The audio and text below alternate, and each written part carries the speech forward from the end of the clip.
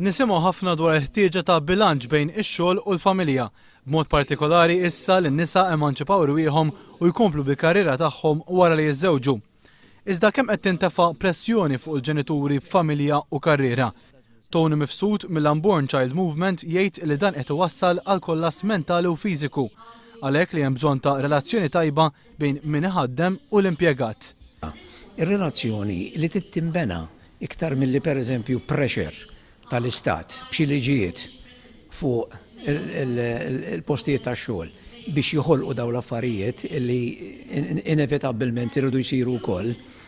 Il-kollass mentali u fiżiku qed jidher kważi fi kwalunkwe okkupazzjoni minn dawk baxxi sal-ogħla karigi. X'kemm in-naħa tal-impjegi, in-naħa ta' min iħaddem.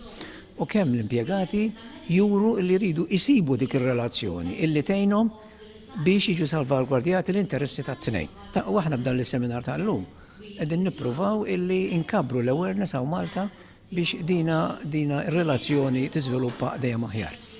Waqt dan is-seminar organizzat mid-Dipartiment tal-Qwiebel mill-Malta Unborn Child Movement, l-Ambaxxata Svediża u l-Kunsill Nazzjonali tan-Nisa, tkellem ukoll il-kellim laburista Carmelo Abela. Qal il-familja llum inbidlet, familji jkollhom kemm xogħol full-time kif ukoll dak part-time. Għalhekk aktar minn qatt qabel dan il-bilanċ huwa bżonjuż. Abela qal li fil-waqt li kulħadd irid jaħdem għal benefiċċju tal-familja, wieħed irid jassigura li qed jiddedika biżżejjed ħin għal uliedu u t-trobbija tagħhom.